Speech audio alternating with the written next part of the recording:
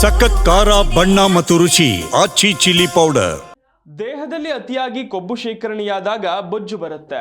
ಬೊಜ್ಜಿನ ಸಮಸ್ಯೆಯಿಂದಾಗಿ ಹೃದ್ರೋಗ, ಮಧುಮೇಹ ಮತ್ತು ಕ್ಯಾನ್ಸರ್ನಂಥ ಅಪಾಯಕಾರಿ ಕಾಯಿಲೆಗಳು ಬರ್ತವೆ.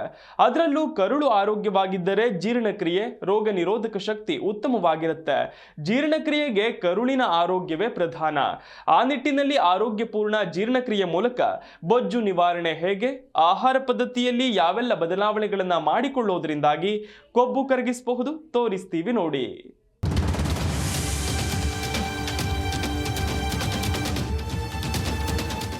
ಬೊಜ್ಜಿನ ಸಮಸ್ಯೆಯು ಆಧುನಿಕ ಯುಗದಲ್ಲಿ ಎಲ್ಲರನ್ನ ಬೆಂಬಡದೆ ಕಾಡ್ತಿರುವ ಅತಿ ದೊಡ್ಡ ಜಾಗತಿಕ ಸಮಸ್ಯೆಯಾಗಿದೆ.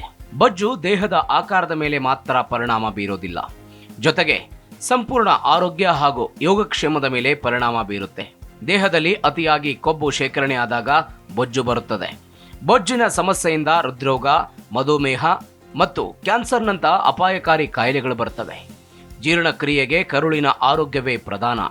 ಇದು ಜಠರದಲ್ಲಿ ಬ್ಯಾಕ್ಟೀರಿಯಾ, ಕಿಣ್ವಗಳು, ಸೂಕ್ಷ್ಮ ಜೀವಿಗಳ ಸಮತೋಲಿತ ವ್ಯವಸ್ಥೆಯನ್ನ ನಿರ್ವಹಿಸುತ್ತದೆ. ಕರುಳು ಆರೋಗ್ಯವಾಗಿದ್ದರೆ ಜೀರ್ಣಕ್ರಿಯೆ, ಪೋಷಕಾಂಶಗಳ ಹೀರಿಕೊಳ್ಳುವಿಕೆ, ರೋಗ ನಿರೋಧಕ ಶಕ್ತಿ ಹಾಗೂ ಮಾನಸಿಕ ಆರೋಗ್ಯ ಉತ್ತಮವಾಗಿರುತ್ತದೆ.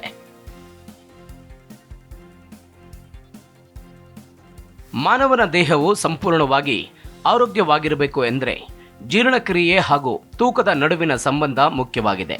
ಕರುಳಿನ ಮೈಕ್ರೋಬಯೋಟಾದಲ್ಲಿನ ಅಸಮತೋಲನವೇ ತೂಕ ಹೆಚ್ಚಾಗೋದಕ್ಕೆ ಮತ್ತು ಜೀರ್ಣಕ್ರಿಯೆ ಅಸ್ವಸ್ಥತೆಗೆ ಕಾರಣವಾಗಿರುತ್ತದೆ. ಅಷ್ಟೇ ಅಲ್ಲದೆ ತೂಕ ನಿರ್ವಹಣೆಗೆ ಅಡೆತಡೆ ಉಂಟು ಮಾಡುತ್ತದೆ. ಹೆಚ್ಚಿನ ತೂಕ ಕಡಿಮೆ ಮಾಡಿಕೊಳ್ಳಲು ಬಯಸೋದಾದರೆ ಜೀರ್ಣಕ್ರಿಯೆ, ಪೋಷಕಾಂಶಗಳ ಹೀರಿಕೊಳ್ಳುವಿಕೆ, ಹಸಿವು ನಿಯಂತ್ರಿಸೋದು, ಉರಿಯೂತ, ಚಯಾಪಚಯ ಹಾಗೂ ಹಾರ್ಮೋನುಗಳ ಅಸಮತೋಲನ ವಿಷಯಗಳಲ್ಲಿ ಕರುಳಿನ ಆರೋಗ್ಯ ಹೇಗಿದೆ ಅನ್ನೋದನ್ನ ಗುರುತಿಸಬೇಕು.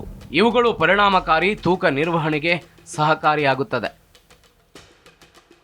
ಅಶಿಸ್ತಿನ ಆಹಾರ ಕ್ರಮ, ಔಷಧಿಗಳ ಅತಿಯಾದ ಬಳಕೆ ಮತ್ತು ಒತ್ತಡದಿಂದ ಕರುಳಿನಲ್ಲಿ ಬ್ಯಾಕ್ಟೀರಿಯಾಗಳು ಉತ್ಪತ್ತಿಯಾಗುತ್ತವೆ.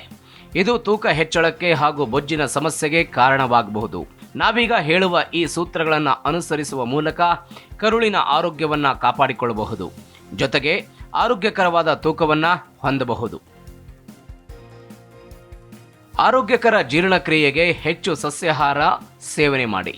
ಹಣ್ಣು, ತರಕಾರಿ, ದವಸ ಹಾಗೂ ಧಾನ್ಯಗಳನ್ನು ಸೇವಿಸಿದರೆ ಅವುಗಳಲ್ಲಿ ರೋಗ ನಿರೋಧಕ ಶಕ್ತಿ ಹಾಗೂ ಫೈಬರ್ ಸಮೃದ್ಧವಾಗಿರುತ್ತದೆ. ಇದರಿಂದ ಜೀರ್ಣಕ್ರಿಯೆ ಸುಲಭವಾಗಿರುತ್ತದೆ. ಹೆಚ್ಚು ನೀರು ಕುಡಿಯೋದು ಜೀರ್ಣಕ್ರಿಯೆಗೆ ಸಹಾಯ ಮಾಡುತ್ತದೆ ಹಾಗೂ ಮಲಬದ್ಧತೆ ತಡೆಯುವುದರ ಜೊತೆಗೆ ಕರುಳಿನ ಒಳಪದರದ ಆರೋಗ್ಯವನ್ನ ಕಾಪಾಡುತ್ತದೆ. ಉತ್ತಮ ಜೀರ್ಣಕ್ರಿಯೆಗೆ ಪೋಷಕಾಂಶಗಳ ಹೀರಿಕೊಳ್ಳುವಿಕೆ ಹಾಗೂ ಜೀರ್ಣಕ್ರಿಯೆಯ ಅಸ್ವಸ್ಥತೆಯನ್ನು ಕಡಿಮೆ ಮಾಡಲು ಆಹಾರವನ್ನು ಸಂಪೂರ್ಣವಾಗಿ ಜಗಿದು ತಿನ್ನಬೇಕು. ಹಾರ್ಮೋನ್ ಸಮತೋಲನ ಮತ್ತು ಕರುಳಿನ ಆರೋಗ್ಯಕ್ಕೆ ಉತ್ತಮ ನಿದ್ರೆ ಅತ್ಯಗತ್ಯ. ಹೀಗಾಗಿ ಪ್ರತಿದಿನ ರಾತ್ರಿ ಗುಣಮಟ್ಟದ ನಿದ್ರೆ ಮಾಡಬೇಕು. ದೈಹಿಕ ಚಟುವಟಿಕೆಯು ಜೀರ್ಣಕ್ರಿಯೆಯನ್ನು ಉತ್ತಮಗೊಳಿಸುತ್ತೆ. ಹೀಗಾಗಿ ನಿಮ್ಮ ದಿನಚರಿಯಲ್ಲಿ ವ್ಯಾಯಾಮವನ್ನು ಸೇರಿಸಿಕೊಳ್ಳಬೇಕು. ಜೀರ್ಣಕ್ರಿಯೆ ಉತ್ತಮವಾಗಿರಲು ಪ್ರತಿ ಊಟದ ನಡುವೆ 3 ರಿಂದ 4 ಗಂಟೆಗಳ ಅಂತರವಿರಲಿ. ಇದರಿಂದ ಹೊಟ್ಟೆ ಉಬ್ಬರಿಕೆ ಹಾಗೂ ಮಲಬದ್ಧತೆಯಂಥ ಸಮಸ್ಯೆಗಳು ಕಂಡುಬರುವುದಿಲ್ಲ. ಒತ್ತಡವನ್ನು ನಿರ್ವಹಿಸಲು ಧ್ಯಾನ, ಯೋಗ ಮಾಡೋದರಿಂದ ಕರುಳಿನ ಆರೋಗ್ಯ ಉತ್ತಮವಾಗಿರುತ್ತದೆ. ಕರುಳು ಆರೋಗ್ಯವಾಗಿರಲು ಈ ಕೆಲಸಗಳನ್ನು ಮಾಡದಿರಿ. ಪ್ರತಿನಿತ್ಯ ಒಂದೇ ತರಹದ ಆಹಾರ ಸೇವನೆಯನ್ನ ಮಾಡದಿರೋದು ಒಳ್ಳೆಯ ವಿಚಾರ.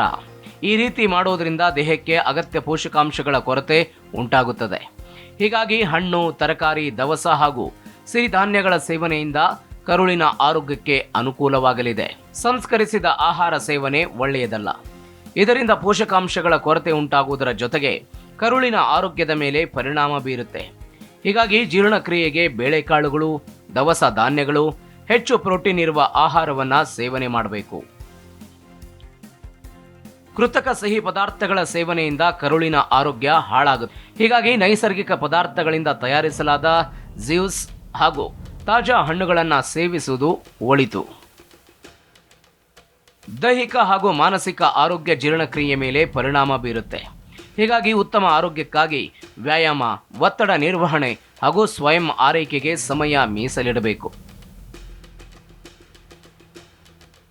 ಬೊಜ್ಜು ನಿವಾರಿಸಲು ಜೀರ್ಣಕ್ರಿಯೆ ಹೆಚ್ಚಿಸಿಕೊಳ್ಳುವುದರ ಜೊತೆಗೆ ವ್ಯಾಯಾಮ ಮಾಡೋದು ಪ್ರಮುಖ ಸೂತ್ರ. ಉತ್ತಮ ಆಹಾರ ಪದ್ಧತಿ, ಸ್ಥಿರವಾದ ದೈಹಿಕ ಚಟುವಟಿಕೆ, ಸರಿಯಾದ ನಿದ್ರೆ, ಒತ್ತಡ ನಿರ್ವಹಣೆ, ತೂಕ ನಿಯಂತ್ರಣ ಕೂಡ ಅತ್ಯಗತ್ಯವಾಗಿರುತ್ತೆ. ಸಣ್ಣ ಬದಲಾವಣೆಗಳು ಸಹ ಕರುಳಿನ ಆರೋಗ್ಯ ಹಾಗೂ ತೂಕ ನಿರ್ವಹಣೆಯಲ್ಲಿ ದೀರ್ಘಕಾಲದ ಯಶಸ್ಸನ್ನ ನೀಡುತ್ತೆ. Desk bureau, G Kannada news.